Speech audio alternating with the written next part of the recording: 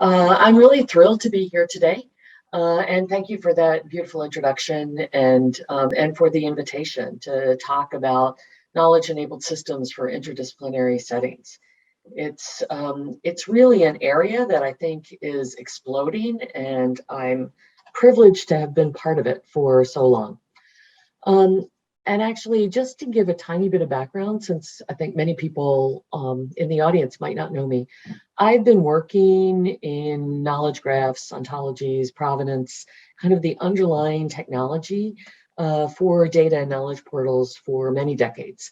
From my early days at Bell Laboratories doing foundational work on the knowledge representation languages, so knowledge representation and reasoning systems, ontology languages, description logics, which are the underpinning, the logical underpinning of the languages below kind of representing meaning. And then moving to Stanford's Knowledge Systems Lab, where I did, again, kind of knowledge representation and reasoning foundations, but a lot of big applications, big long-lived applications, some of which have been living for decades.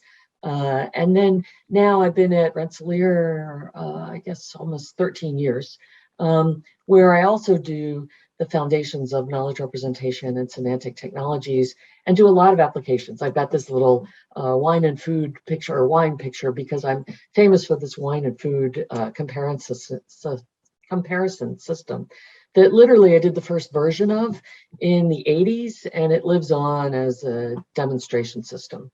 And one of the reasons that I give you that background is so that you see that I've been doing the academic foundations, but also the applications for decades.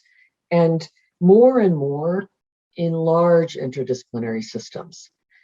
And I don't think there's any dispute that interdisciplinary data portals are expanding, really exploding in almost every area, whether it's in higher education.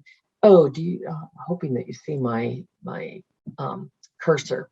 Or in the politics of data portals in inter and transdisciplinary research, and actually even more driven by the global pandemic, where really the world got together to share data to try to figure out what the heck was going on with this virus, to just simple portals that bring together air and water quality.